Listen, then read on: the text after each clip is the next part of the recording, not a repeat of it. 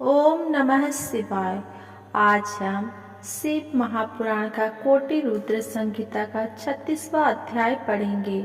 उससे पहले हमने पिछले अध्याय में पढ़ा था शिव सहस्त्र नाम, और आज हम शिव सहस्त्र नाम का फल जानेंगे। सूत जी बोले, मुनिगणों, श्रीहरि विष्णु ने भगवान शिव को प्रसन्न करने हेतु अनेकों सहस्रों नामों का पाठ आरंभ किया। वे एक नाम का जाप करते और एक कमल पुष्प शिव जी को अर्पित करते। इस प्रकार वे प्रतिदिन सहस्र कमल पुष्प अपने आराध्य शिव को अर्पित करते थे। एक दिन शिव जी की लीलावश एक कमल का पुष्प कम पड़ गया। तब अपने व्रत को पूरा करने हेतु श्रीहरि ने अपना एक नेत्र कमल के स्थान पर शिव जी को अर्पित किया, जिससे प्रसन्न होकर कल्याणकारी शिव ने उन्हें सुदर्शन चक्र प्रदान किया। भगवान शिव बोले, हे श्रीहरि, आपने मेरे स्वरूप का स्मरण करते हुए शिव सहस्र नाम का पाठ किया है, इसलिए आपके सभी मनोरथों की सिद्धि होगी।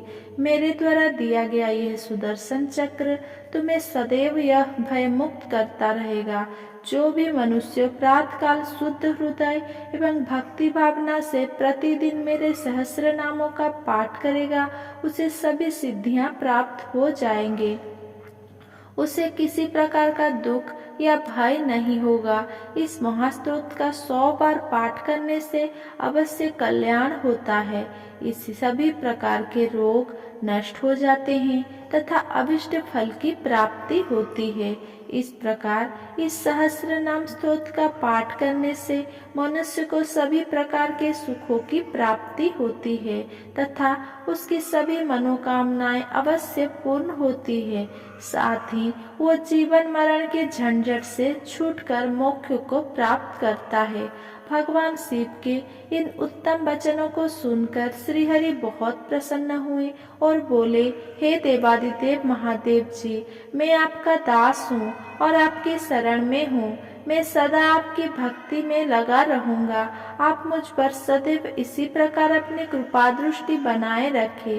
तब शिव जी बोले, हे विष्णु, मैं तुम्हारी अनन्य भक्ति से संतुष्ट हूँ। तुम सभी देवताओं में श्रेष्ठ एवं स्तुति के योग्य होंगे। तुम इस जगत में विश्वम्बर नाम से विख्यात होगे। यह कहकर शिव जी वहाँ से अंतर ध्यान हो गए। भगवान श्री विष्णु भी वरदान से प्रसन्न होकर अपने आराध्य शिव जी का धन्यवाद करते हुए वैकुंठ लोक को चले गए। फिर वे प्रतिदिन शिव जी के सहस्र नाम स्तोत्रों का पाठ करने लगे और अपने भक्तों को भी इसका उपदेश दिया।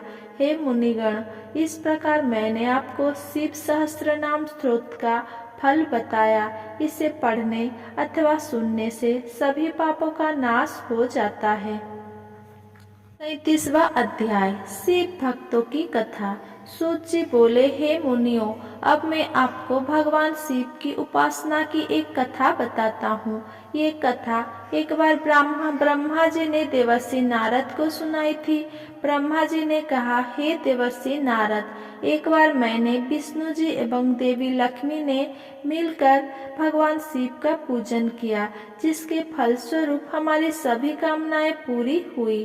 भगवान शिव का पूजन तो दुर्वासा, विश्वामित्र, दधीचि, शक्ति, गौतम, कन्नाद, भाद्रव, बृहस्पति, वैशंपायन, पराशर, व्यास, उपमन्यु, याज्ञवल्क्य, जैमिनी, गर्ज आदि अनेक महामुनि सदा किया करते हैं। यही नहीं, सनैक तिथि एवं देवराज इंद्र, वसु, साध्य, गंधर्व, किन्नर आदि देवता ही नहीं, हिरण्यकश्यप, हिरण्याक्ष, बाणासुर, वृषभ, धनु आदि महादानव भी त्रिलोकीनाथ भगवान शिव की भक्ति में मग्न रहते थे। वासुकी, शेष, तक्षक, गरुड़ आदि पक्षीगण भी शिव जी के परम भक्त हैं और उनका पूजन करते हैं। सूर्य, चंद्र, स्वयंभू, राजा, मनु, उत्तानपाद, ध्रुव, ऋषभ, भरत आदि अनेक गणमान्य कीर्ति प्राप्त महाराज और सम्राट भी शिव जी के परम भक्त हुए हैं। राजा दिलीप, रघुनीतिज्ञ गुरु विषय वशिष्ठ की आज्ञा से अयोध्या के सूर्यवंशी राजा दशरथ ने अपनी रानियों के साथ भगवान शिव जी का पूजन किया था। तब सर्वेश्वर शिव ने अपनी कृपा दृष्टि उन पर कर अपना आशीर्वाद प्रदान किया था। शिव जी के पूजन के फलस्वरूप ही राजा दशरथ की बड़ी रानी कौशल्या के गर्भ से श्री विष्णु के अवतार श्री राम, सुमित्रा से शेषावतार लक्ष्मण और शत्रुघ्न एवं कैकेयी के गर्भ से भरत ने जन्म लिया। श्री राम भगवान शिव के परम भक्त थे और गले में रुद्राक्ष की माला धारण करते थे। महर्षि वशिष्ठ ने अपनी तपस्या के बल से सुद्युम्न को पुत्र प्राप्त होने का वरदान प्रदान किया था। एक दिन सुद्युम्न घूमते घूमते उस वन में पहुंच गए जहां पहुंचकर प्रत्येक पुरुष स्त्री हो जाता है। ऐसा भगवान शिव के पार्वती जी को दिए गए वरदान के कारण होता था। उस वन में पहुंचकर सुद्युम्न भी स्त्री बन गए। स्त्री भाव को प्राप्त हो जाने के कारण वे बहुत दुखी थे। तब उन्होंने भक्ति भाव से भगवान शिव की आराधना की। उन्होंने शिव जी का पार्थिव लिंग स्थापित किया और उसका पूजन करके आराधना आरंभ कर दी। शिव जी ने प्रसन्न होकर उनके सुख दुख को दूर किया। शिव जी की कृपा से सुद्युम्न एक महापुरुष और एक महास्त्री बन जाते थे। कुछ समय पश्चात उन्होंने वन में जाकर शिव जी की घोर तपस्या की। तब भगवान शिव की कृपा से उन्हें शिव भक्ति द्वारा मोक्ष की प्राप्ति हुई। इसी प्रकार श्री विष्णु जी के अवतार श्री कृष्ण ने त्रिलोकीनाथ भगवान शिव की बद्रीगिरी नामक पर्वत पर 7 महीने तक अखंड तपस्या कर उन्हें प्रसन्न किया था। देवादिदेव महादेव जी ने उन पर अपनी कृपा की, जिसके फलस्वरूप श्री कृष्ण ने पूरे ब्रह्मांड को अपने बस में कर लिया था। यही नहीं, उन्होंने अनेक राक्षसों एवं दैत्यों का संहार भी किया था। इस संसार में वे गुरु के रूप में पूजित हुए। श्री कृष्ण के वंश में उत्पन्न प्रद्युम्न, सांब भी भगवान शिव के परम भक्त हुए। मुनियों, भक्तवत्सल कल्याणकारी भगवान शिव की आराधना में देवता, ऋषि, मुनि, मनुष्य और राक्षस भी सदा तत्पर रहते हैं। शिव जी के भक्तों की गणना असंभव है। 30वां अध्याय। ऋषि बोले, हे महामुनि, शिवरात्रि का व्रत विधान। ऋषि बोले, हे महामुनि सूत जी, जिस व्रत के करने से त्रिलोकीनाथ कल्याणकारी भगवान शिव प्रसन्न होते हैं, वो व्रत हमें सुनाइए। तब ऋषियों के प्रश्न को सुनकर सूत जी बोले, हे ऋषिगणों, पूर्व काल में एक बार माता पार्वती ने भगवान शिव से ये प्रश्न पूछा कि स्वामी, किस विधि एवं व्रत से संतुष्ट होकर आप अपने भक्तों को भोग और मोक्ष प्रदान करते हैं। तब सर्वेश्वर शिव बोले, हे देवी, मुझे प्रसन्न करने एवं भोग मोक्ष प्राप्त करने के लिए तो अनेकों व्रत है।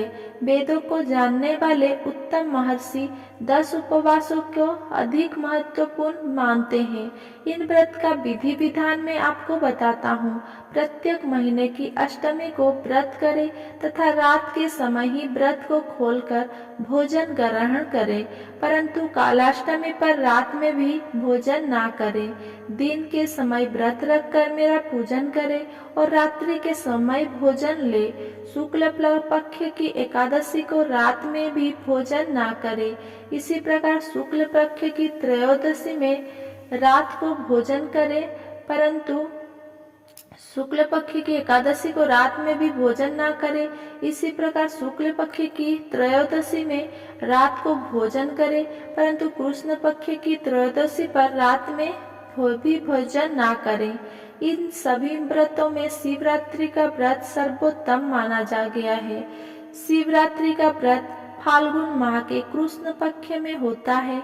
इस दिन प्रातः काल जल्दी जागे, नित्य कर्म करने के पश्चात शिव मंदिर में जाकर विधि पूर्वक भगवान शिव का पूजन करने के पश्चात उनसे प्रार्थना करें कि हे नीलकंठ, मैं आज इस शिवरात्रि के उत्तम व्रत को धारण कर रहा हूँ। आपसे मेरी कामना है कि आप मेरे व्रत को निर्विघ्न पूर्ण करें। काम, क्रोध, शत्रु आदि मेरा कुछ न बिगाड़ सके। भगवान आप सदा मेरी रक्षा करें। इस प्रकार संकल्प लें। तत्पश्चात रात होने पर पूजन की सभी सामग्री को एकत्रित कर ऐसे शिव मंदिर में जाएं जहां शिवलिंग की प्रतिष्ठा शास्त्रों के अनुसार की गई हो। शरीर को स्नान से शुद्ध करके स्वच्छ वस्त्र पहनकर आसन पर बैठकर भगवान शिव का पूजन करें। 108 बार शिव मंत्र का उच्चारण करते हुए जलधारा शिव जी को अर्पित करें। इसी जलधारा से अर्पित की गई वस्तुओं को नीचे उतारें। तत्पश्चात गुरु मंत्र का जाप करते हुए शिव जी को काले तिल चढ़ाएं। भव, सर्व, रुद्र, पशुपति, उग्र, भीम, महान, भीम, ईशान नामक 8 शिव नामों का उच्चारण करते हुए कमल और कनेर के फूल शिव जी पर चढ़ाएं। फिर धूप, दीप और नैवेद्य अर्पित कर उन्हें नमस्कार करें। जब हो जाने पर घेनु मुद्रा दिखाकर जल से उसका तर्पण करें। तत्पश्चात विधि पूर्वक विसर्जन करें। इस प्रकार रात्रि के पहले पहर में पूजन करें। रात्रि का दूसरा पहर होने पर पुनः शिवलिंग पर गंध, पुष्प आदि द्रव्यों द्वारा सर्वेश्वर शिव का पूजन करें। 216 शिव मंत्र का जाप करते हुए पार्थिव लिंग पर जलधारा चढ़ाएं। तिल, जौ, चावल, बेलपत्र, अर्घ्य, बैजौर आदि वस्तुओं से पूजन करना चाहिए। तत्पश्चात खीर का नैवेद्य अर्पित करें तथा पुनः शिव मंत्र का जाप करें। ब्राह्मणों को भोजन कराएं और संकल्प करें।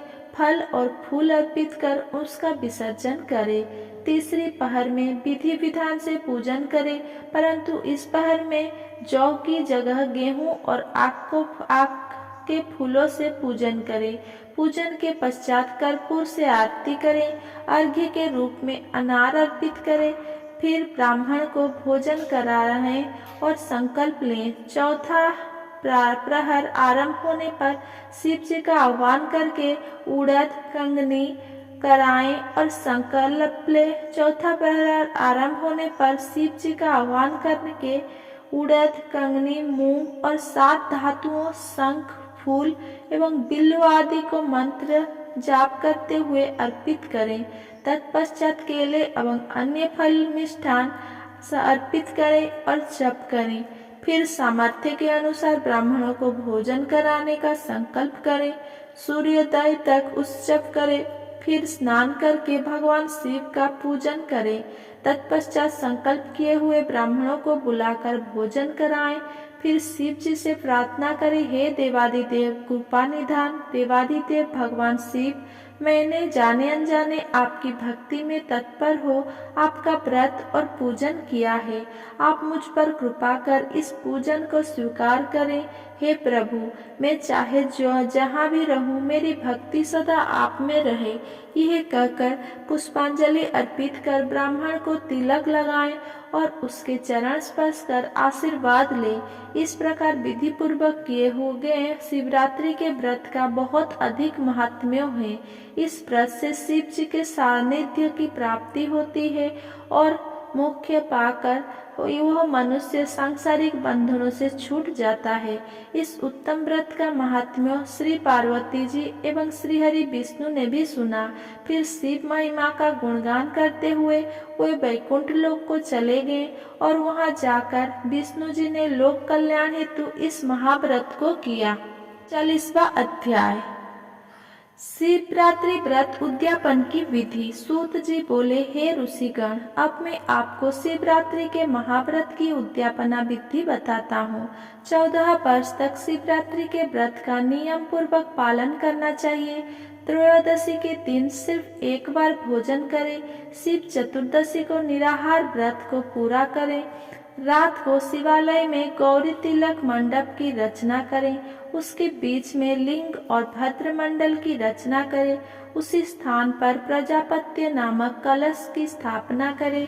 उस कलश के वाम भाग में पार्वती जी एवं दक्षिण में शिव जी की प्रतिमा स्थापित करें एवं उनका पूजन करें। व्रत करने वाले मनुष्य को त्युजों के साथ आचार्य का वरण करके उनकी आज्ञा से शिव जी का आह्वान करके विसर्जन तक पूरी रात्रि शिव जी का विधि पूर्वक पूजन करना चाहिए।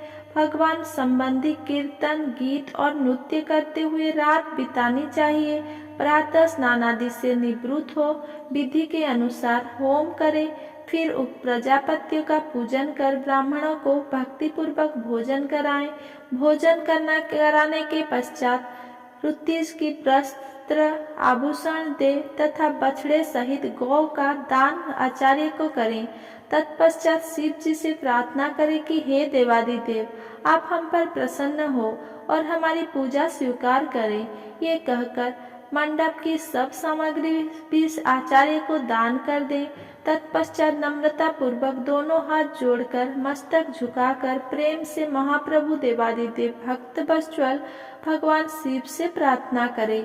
हे देवादिदेव महादेव देवेश्वर शरणागत वत्सल, शिवरात्रि के इस महाव्रत से संतुष्ट होकर आप मुझ पर कृपा करें। प्रभु, मैंने भक्ति पूर्वक विधि अनुसार इस शुभ व्रत को पूर्ण किया है, फिर भी यदि कहीं कोई त्रुटि रह गई हो या कुछ कमी रह गई हो तो उसे क्षमा करें और मुझ पर अपनी कृपा दृष्टि करें। मैंने जाने अनजाने में जो भी जप पूजन किया है उसे सफल कर स्वीकार करें। इस तरह शिव जी से प्रार्थना कर उन्हें नमस्कार करें। जो मनुष्य इस विधि के अनुसार इस शुभ व्रत को पूर्ण करता है उसका व्रत अवश्य ही सफल होता है। इस व्रत के प्रभाव से उस मनुष्य के मनोवांछित सिद्धि प्राप्त होती है। अगर मेरा ये वीडियो आपको पसंद आया हो तो मेरा वीडियो को लाइक, कमेंट, शेयर करें एंड मेरे चैनल को सब्सक्राइब करें। धन्यवाद।